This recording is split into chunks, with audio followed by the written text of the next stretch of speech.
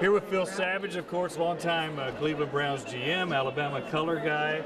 Now with the Senior Bowl, he's got all kind of hats, don't you? It's amazing. Sirius radio. What else? What do you not do? Yeah, I got 4 apples in the air right now between the Reese's Senior Bowl, Sirius XM. I do some work for ESPN, the NFL Insider Show, and then of course Crimson Tide Sports Network. So this is a symbolic kickoff for the season for us.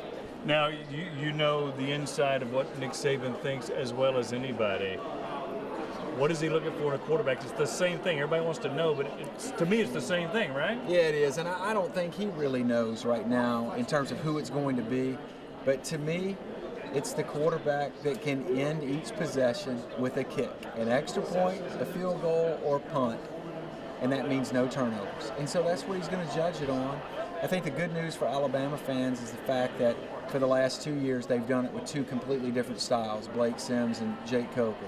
So they'll figure out what the players' strengths and weaknesses are and then wrap an offense around that skill set.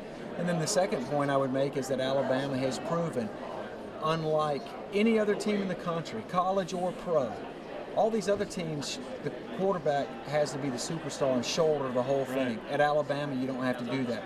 Now, they need some degree of adequate to above average play, but they don't need a superstar to win big, and I think that's a huge advantage for the Tide. To me, Cooper Bateman has gotten a little bit of a bad rap. I think he's a better player. You remember him being a top 20 player from Utah. What are your thoughts? Yeah, I've watched Cooper a bit, when he's played some and in the practices and all. He's athletic, so he gives them the idea of doing some zone read and be a threat as a runner. I think the short to intermediate passes, he's fine. I did see him at the Manning Academy a few weeks ago. I think there is a bit of a struggle getting the ball down the field. Of course, Alabama 2 years ago with Blake Sims didn't throw it down the field. It was more of the lateral game.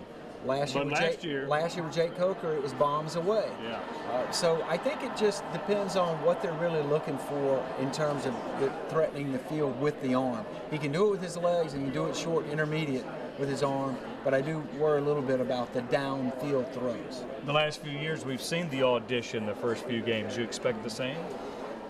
Coming out of the spring, walking out of the stadium on A-Day, I felt like that Cooper would definitely had the leg up, the head start on the position. They're playing SC. It's a quality opponent. The first opener of the game of the year. I think he's going to get the first crack at it, and then we'll see where it goes from there. The crucial part of this is the fact that Ole Miss comes up third on the schedule again, and it's been an advantage for Ole Miss, who can match Alabama talent-wise first string, but their depth shows up, or lack thereof, shows up later in the year when Alabama gets stronger and stronger.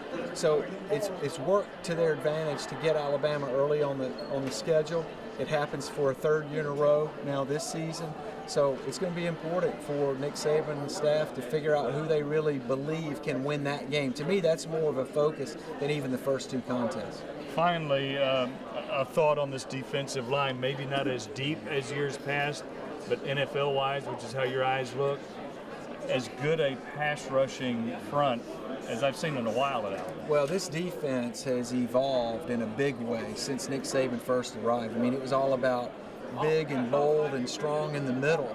And remember, there was a long stretch of time where, where's the edge rush coming from? They've got to do it through generating pressure through blitzes and all.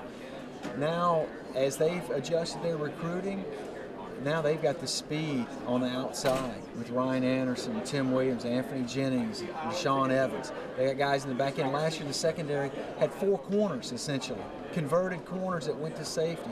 So they've sort of figured out what they want to be to combat all these spread teams.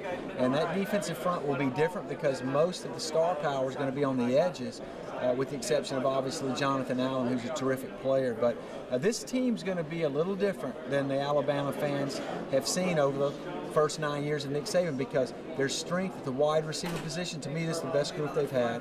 The edge rushers are better than they've ever had. The secondary's experienced. This was all almost opposite of how we felt a year ago, where it was a dominant tailback and a dominant interior defensive line. Any concern on depth problems at safety just with the transitions? Not so much. I think if Hootie Jones gets back into the mix, he'll be back there in conjunction with Ronnie Harrison. and Eddie Jackson. So, look, when you walk on the practice field of Alabama, they've got more depth than most every other school in the country. There's only a handful of teams out there.